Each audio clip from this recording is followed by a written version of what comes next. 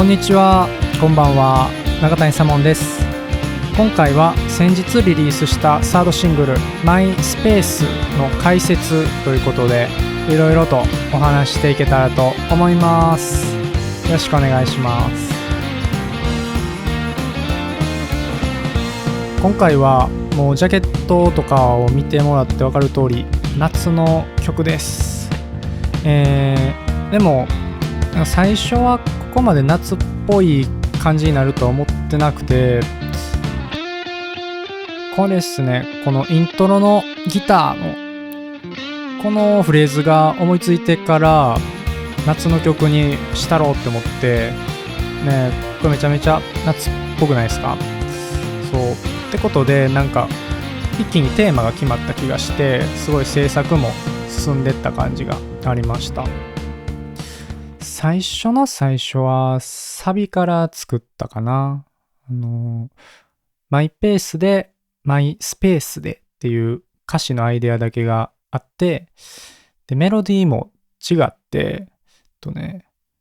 マイペースでマイスペースでマイペースでマイスペースで行こうチェッチェッチェレッチェ今も夢の中みたいな、なんか今のがサビの後半って感じで、そうサビの最後にマイスペースっていうそのタイトルが来る、そのサビの最後にタイトルが来る系の構成で考えてたんですけど、なんかやっぱりサビ頭にもいきなり出しちゃった方が分かりやすいなってことでメロディーも変えて今のサビになったと思います。まあこの曲は今の歌詞でもあった通り、マイペースでマイスペース、自分の空間、自分が落ち着く場所でまあ生きていけたら最高だよねっていう曲です。まあでもなんかそれってなかなか誰かと関わって生きていく以上難しいことをやったりもすると思うんですけど、まあなんかそう自分の生き方の理想っていうかね、なんかそういうのをね考えて、まあその考えをまとめたような曲ですね。それを伝える、その考えを伝えるためにどういう順番でまあ何を歌うか、まあどういうなんかモチーフというかにするかとか、まあどういう曲調がいいかとか、そういうのをねいろいろ考えながら作ってったような感じで、まあうまいことまとまったんじゃないかなと個人的には思ってます。はい。じゃあ A メロから聴いていきましょう。みんな早いな、もう見えないや、僕が遅いのか、気づいたのも遅かった。はい、A メロですね。みんな早いな、もう見えないや、いや僕が遅いのか、気づいたのも遅かったっていう、これですね、この歌詞が個人的にはすごい好きで、この曲の主人公、僕のつもりで書いてるんですけど、その人柄とか、これをうまいこと2行でシンプルにまとめられたなと思っていて、この歌詞が書けてこの曲全部書けそうって思ったような曲があります。後で B メロで出てくるんですけど、この曲はウサギと亀の例えを使ってて、マイペースな自分は亀なんですね。で、なんかこうレースをしてるというか、山の頂上がゴールでこう走ってるみたいな、競争してるみたいな、そういう情景を A メロでまず書きたくて、でかつこうマイペースな人柄をこの語り口調というか、その言葉の感じで出したいっていうので、いろいろ結構シンプルですけど、なんか悩んで、どういう言葉使うか悩んで書きました。まあやっぱりですね、最近みんな早いなって思うことが増えたというか、同じような音楽してる方とか、同級生とかね、なんかこういろんなところで人生を前に進めてるというか、今は SNS でそういうのはすぐに伝わるし、僕も大学卒業してからそういうのを感じることがすごい増えて、で、すごい早い人が目立って見える、そういう現象もあると思うんですけど、僕はそれ以上にですね、いや、それはみんなが早いんじゃなくて、自分が遅いんだよっていう、なんかすごい、こう、そういうことがですね、僕は往々にして全然あって、それが、しかも最近になってようやく気づかされたっていうか、そういう出来事とかもあって、なんでこう、気づいたのも遅かったっていう、歌詞とか、もう、すごいもう完全ノンフィクションの純度100%の自分みたいな歌詞ですね、A メロは。それとですね、これは曲の最後の方に書くことになるんですけど、その今言ってた自分が早いと思ってる人も、その人にとってはそんな苦じゃない、普通のペースであるっていうことも起きてると思ってて、僕が普通やと思ってたペースが、いわゆる一般的には遅いペースであるみたいなこともあるように、なんかこう全部相対的というか、ね、常にこう誰か何かと比べて遅い早いっていうのはそういうものやと思うんで、やったらもうなおさらそんな苦でもない、でも普通に早い、自分にとっては早いみたいな人に、こういうタイムで競うのはなかなか厳しいというか、ね、なかなか苦しいね、お話だと思うんですよね。だから、やっぱりそうじゃなくて、自分のペースでね、タイムで競うんじゃなくて、その目的地にゴールできたらいいんじゃないかっていう、うん。同じようにマイペースな人もね、いると思うんですよ。だからそういう論調でね、自分のペースで、最後ゴールできたらいいじゃないかと。そういう論調で、この曲は進んでいきますね。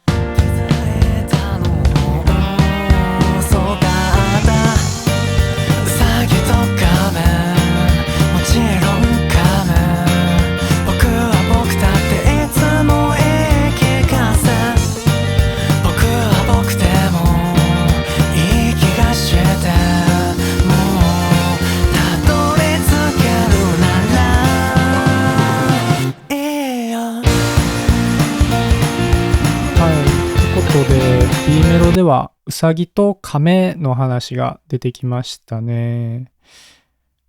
うさぎと亀、もちろん亀。僕は僕だっていつも言い聞かせ。ってことで、もちろん亀って言ってるぐらいなんで、マイペースで遅い自分が亀の方ですね。最初こんなわかりやすくうさぎと亀って歌うつもりなかったんですけど、これ2番で実はですね、このうさぎと亀のこの例えが別の例え話に変わるんですよ、実は。これは月とすっぽんっていう言葉なんですけど、これもですね、うさぎと亀やなっていうことに気づいたというかね、それを思いついて、月にはうさぎがいるっていうね、で、すっぽんも亀っていうことで、どっちもこう、すごいかけ離れた存在みたいな、なんかそういうニュアンスを含んでる意味だと思うんで、なんかこれがすごい一緒やなっていうのを思いついて、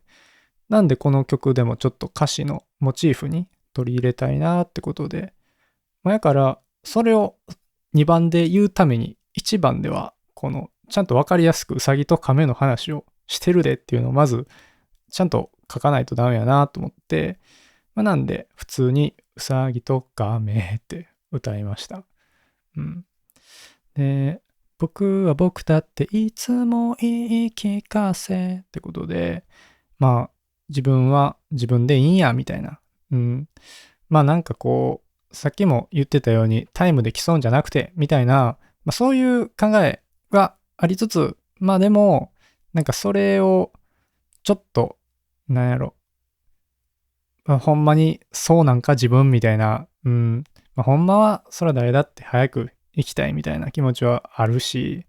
ちょっと皮肉って言ってるみたいな感じかな。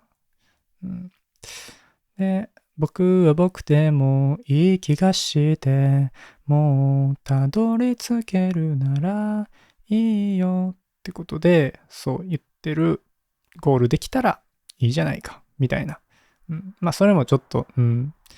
やろ、でもほんまは一番になりたいみたいな、そういう気持ちも入ってて、だけど実際問題そうはなれないようやから、だから僕は僕でいいんやみたいな、そういう言い聞かせてるっていうか、そういう歌詞ですね。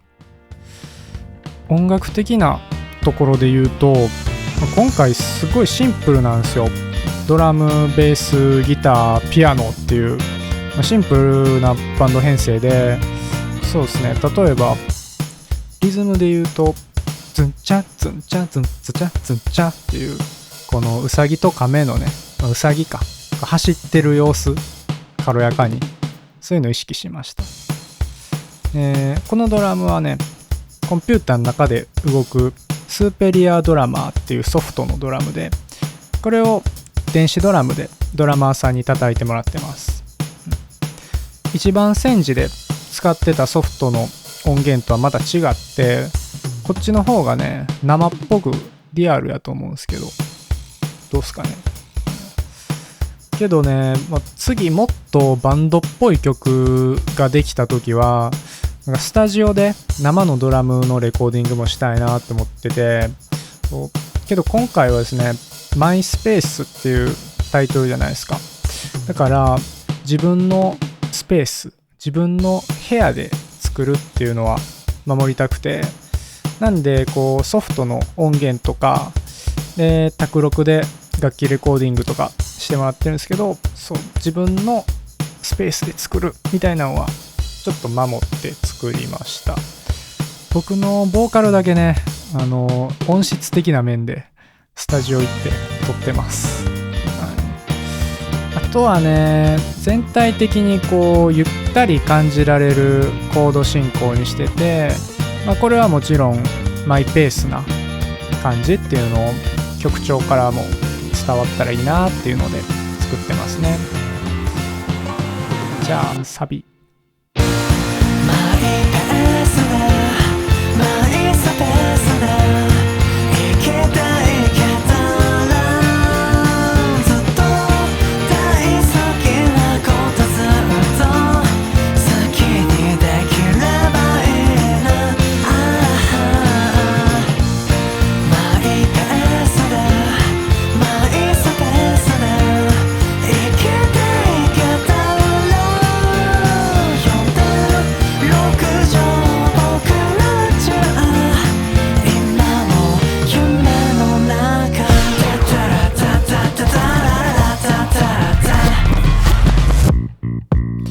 はい、サビでした。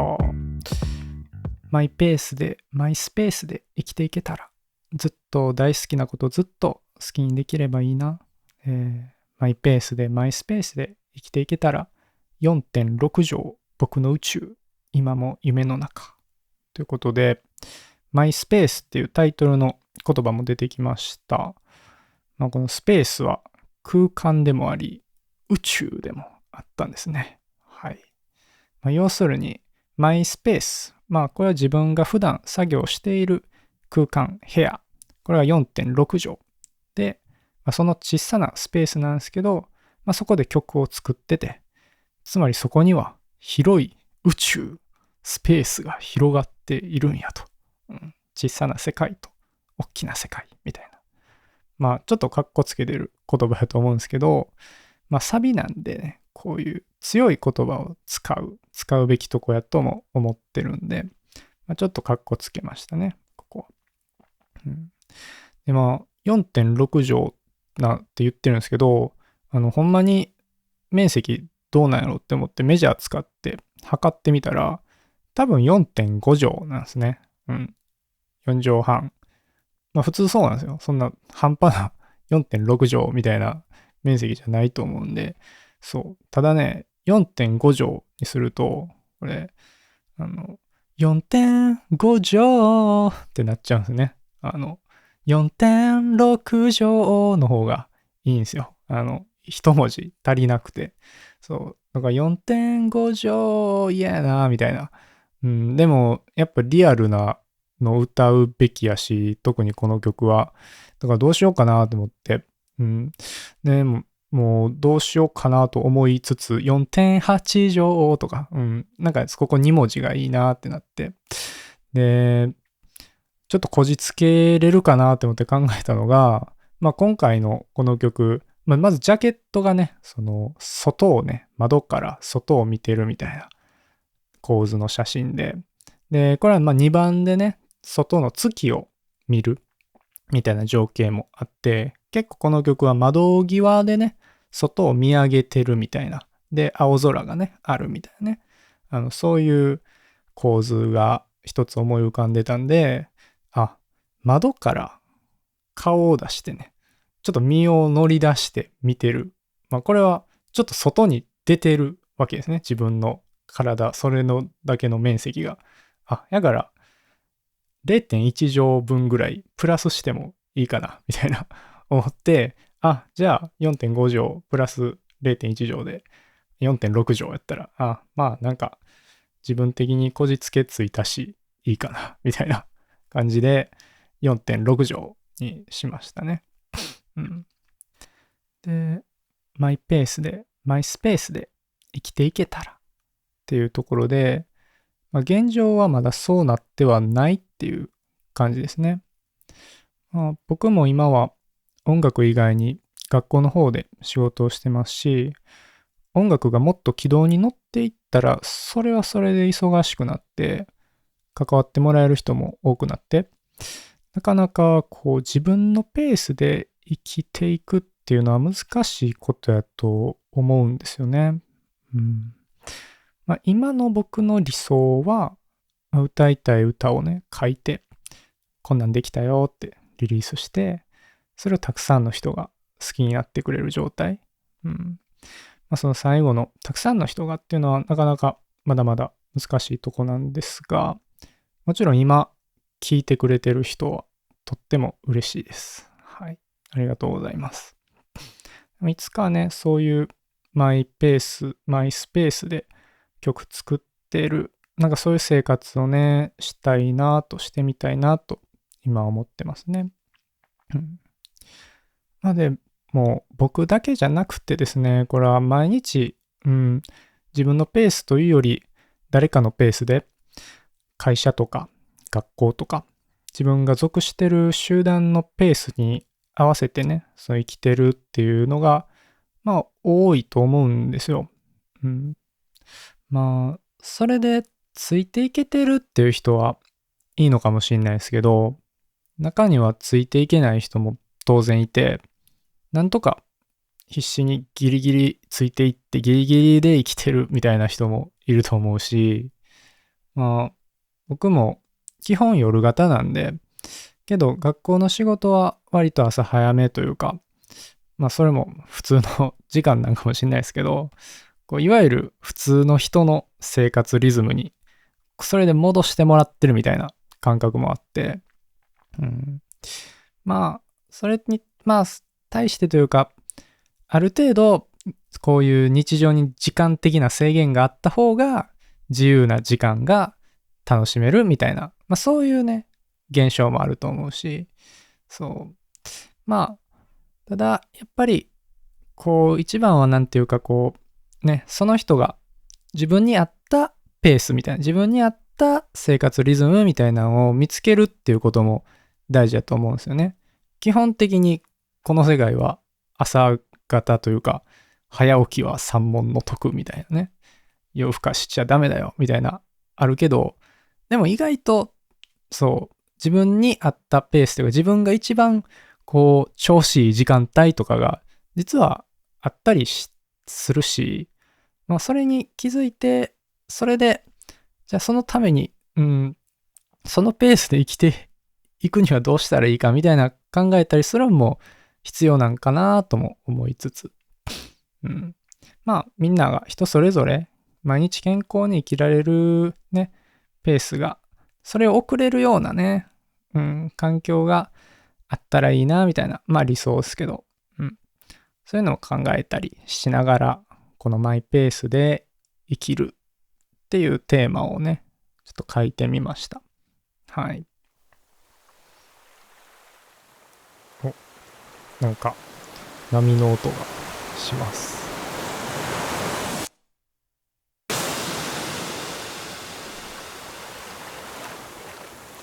そう、今回夏の曲ってことで、サビの奥の方でね、こういう波の音が鳴ってたりするんですよ。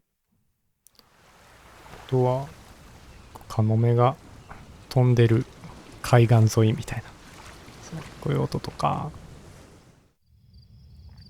これはこの後2番で出てくるこれ夜の森みたいな、ね、これ環境音ですね。そう、こういうのを隠し味的に重ねるんが割と好きで、そう、まああんまり大きすぎるとね、なんかわざとらしいなと思いつつ、薄く聞こえへん程度に流してるんが結構好きです。ちゃんと頑張って聞いたらわかるかも。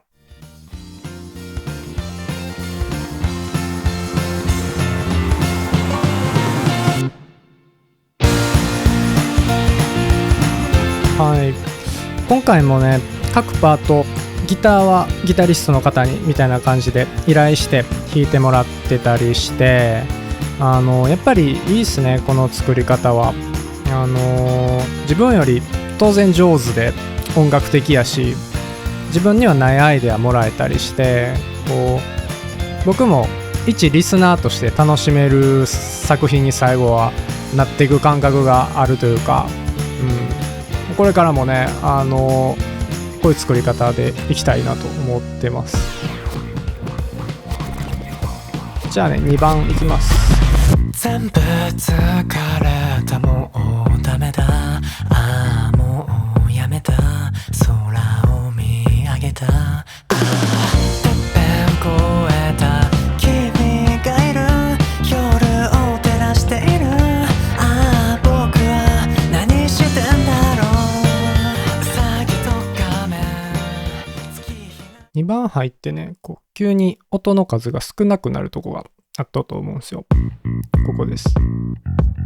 そう、ここはね MV でも急に夜のシーンになるみたいに、2番はこう夜のイメージなんですね。さっき言ってた夜の森の音ちょっと鳴ってたりして、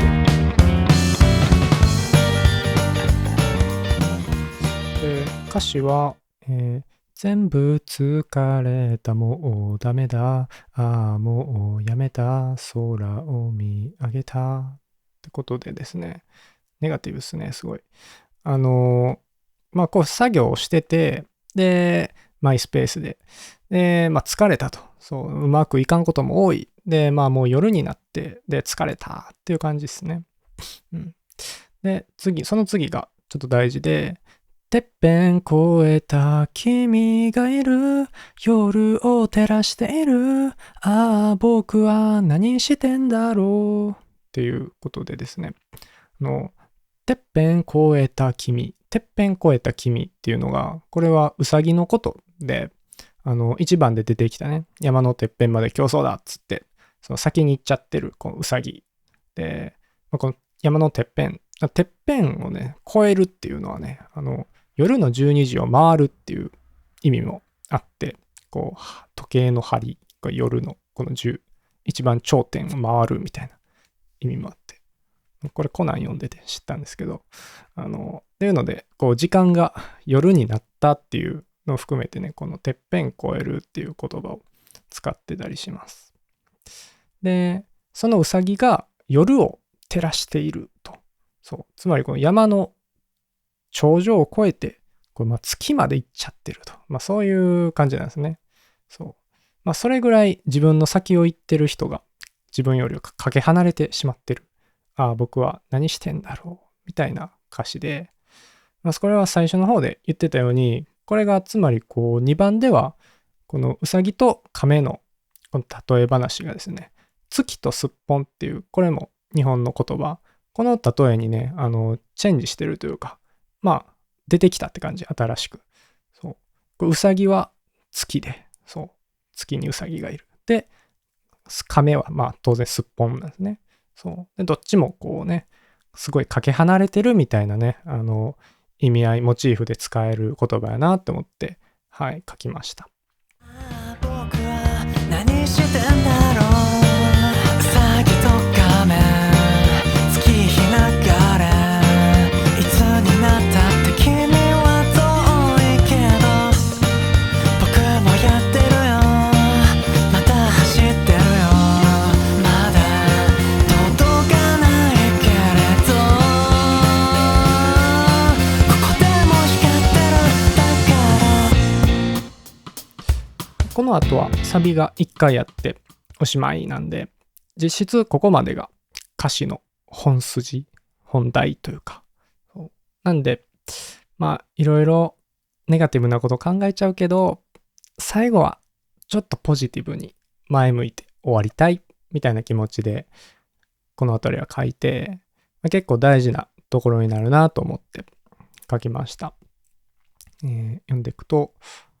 うさぎと亀、月日流れ、いつになったって君は遠いけど。っ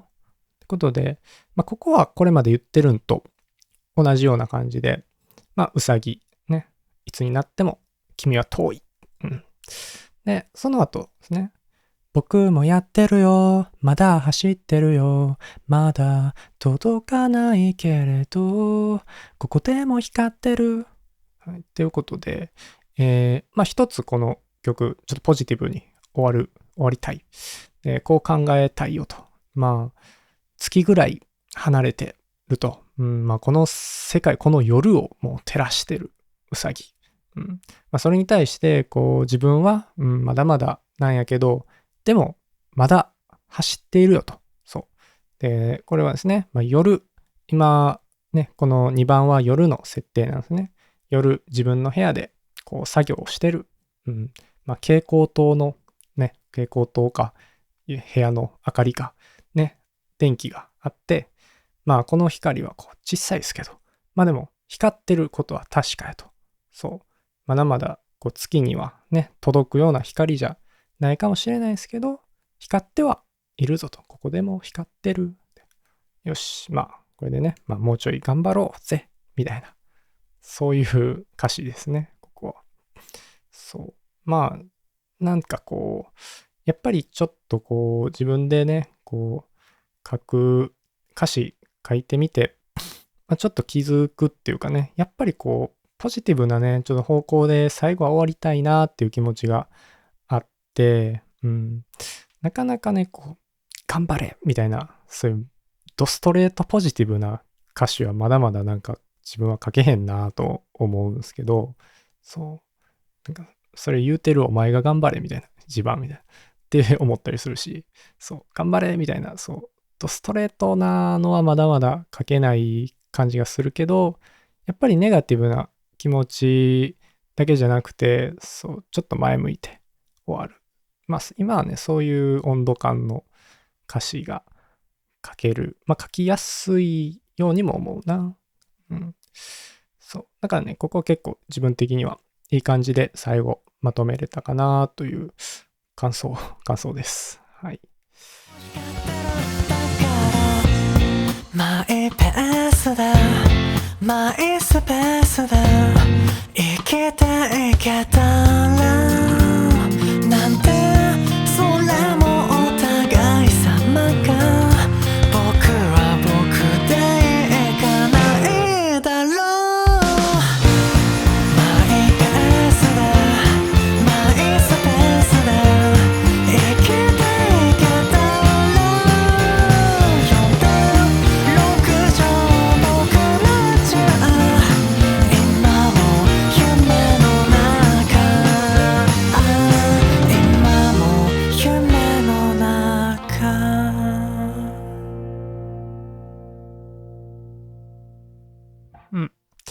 最後のサビは1番とちょっと歌詞が変わっていて、マイペースでマイスペースで生きていけたらなんてそれもお互い様か僕は僕でいかないだろうっていうとこですね。まあちょっと最後の最後なんでこう何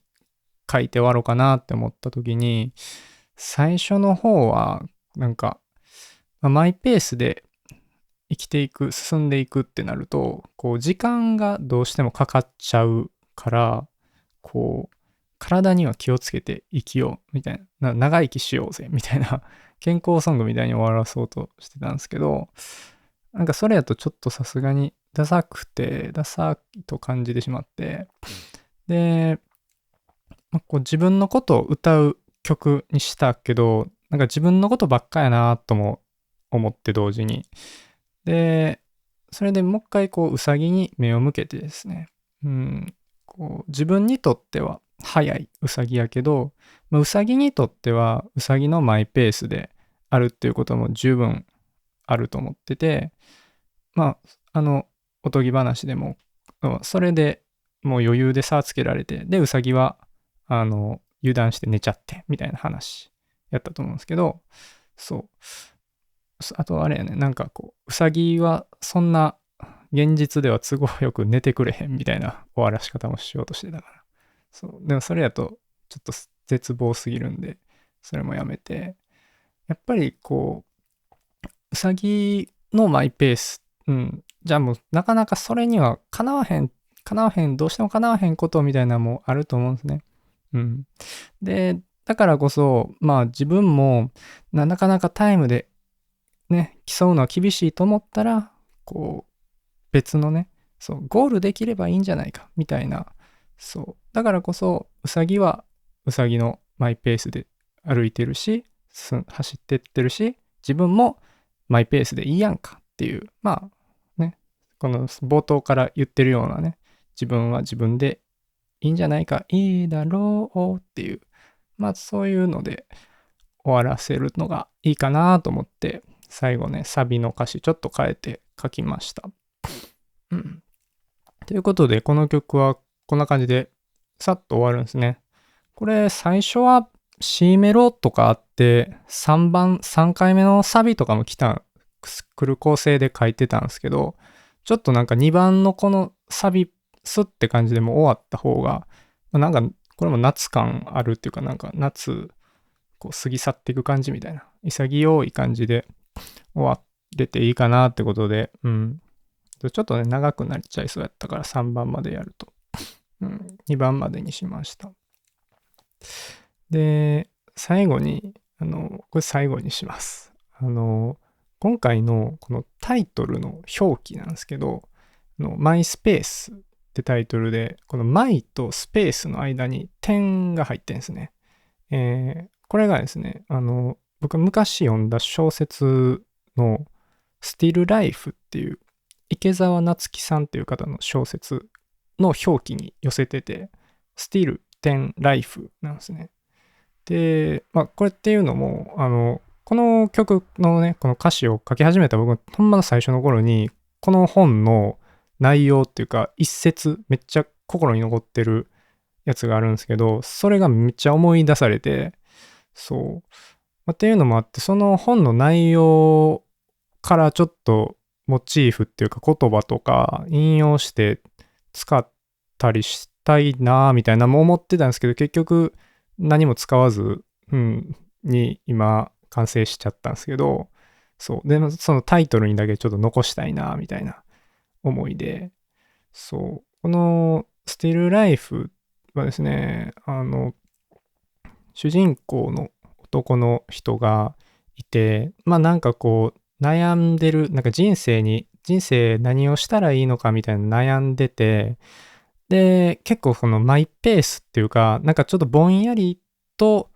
日々を、そう、何をしたらいいのかみたいなことを思いつつぼんやり日々を生きてるっていうような、そういう人で、な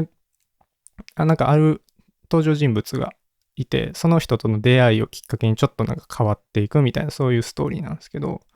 ですね、めっちゃ印象に残ってる一節があって、これちょっと読みたいんですけどね。これです。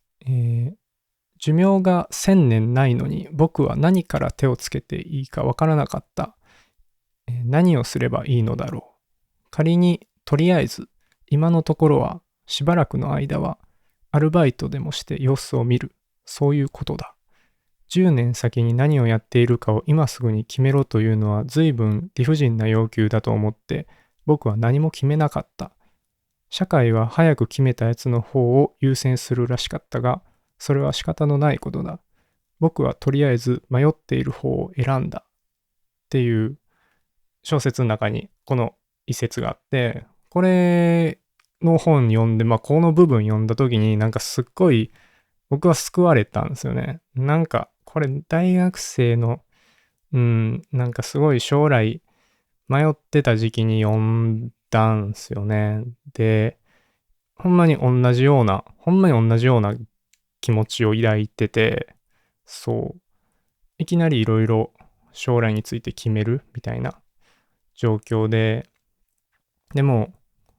決めていかないといけない。でもこの小説のこの一節の中で、社会は早く決めたやつの方を優先するらしかったが、これも事実ではあると思うけど、それは仕方のないことだっていうね。なんか仕方のないことにしてもいいんかなみたいな。そういう救いがあって、とりあえず迷っている方を選んだっつって。で、僕も迷ってる方を選んだ時期もあったなみたいな。でも仕方のないこともあるし、でもそれも受け入れてどうしていくみたいな。なんかそういうの考えるきっかけにね、なったような小説やった思い出があって、それがね、今回のそのマイペースっていうテーマで書くっていう時に真っ先に思い出されて、っ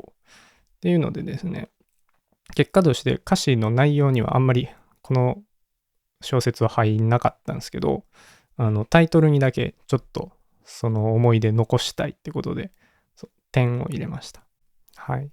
ということで、Still Life という池澤夏樹さんという方の小説、気になる方がいれば、読んでみてもらえるといいんじゃないでしょうか。はい。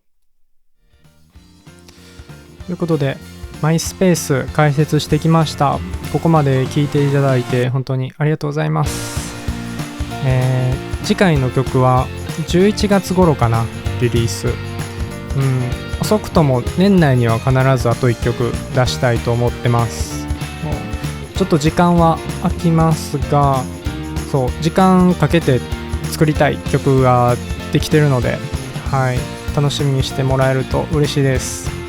またポッドキャスト今回の聞いて、マイスペースもね、たくさん聞いてもらえると嬉しいし、感想とかコメントでもいただけたりするととっても嬉しいです。次の曲はね、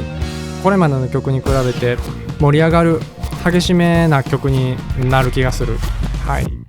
ということでお楽しみに。中谷サモンでした。ありがとう。